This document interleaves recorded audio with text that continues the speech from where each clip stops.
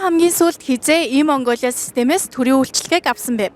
Бид яг одоо Сүхбаатарын талбай дээрээс иргэдийн e-Mongoliaтай холбоотой сэтгэгдлийг асууж тодруулахаар ирсэн байна. Ингээд иргэдийн сэтгэгдлийг хамтдаа сонирхцгоё. Бүх лавлгаа авна. Тэгээ нийгмийн даатгалынхаа шимтгэлийн тэрийг ер нь бүгдийн лавндаа ер нь боломжтой бүх үйлчилгээ авах гээд байж энэ. Одоо төрсний бүртгэлийн лавлгаа. Тэгээд нөгөө бүрэн дүн боловсролын лавлгаа бас ер нь л хэрэгтэй л энэ. Одоо ер нь авах гээд байж.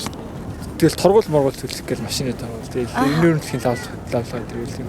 Үүдэл ирнэ үнэлэх уршин суугаа хаягийн тодорхойлт тэгэл янз бүрийн тиймэрхүү өнөд хардаг та. Ер нь хэлбэр штэ амар түргэн шуурхай амар л гэдэг. Ер нь эрүүл мэндийн талбай дээр тиймэрхүү юм бол олж хардаг та. Штэ. Тэгээ заавал нөгөө нэг канаа манаа авах шаардлага байхгүй. Тэгэл аваад хэрэгтэй газар нь ер нь мэйлэр явуулчихдаг. Тэр нь их таалагддаг. Mongolia систем ашиглах хэлбэрхэн болсон шүү ер нь тий. Хүлчлэгийг тий. Одоо нөгөө нэг төрийн байгууллага дээр ороод хүн сурталтай байдаг гэсэн шүү дээ.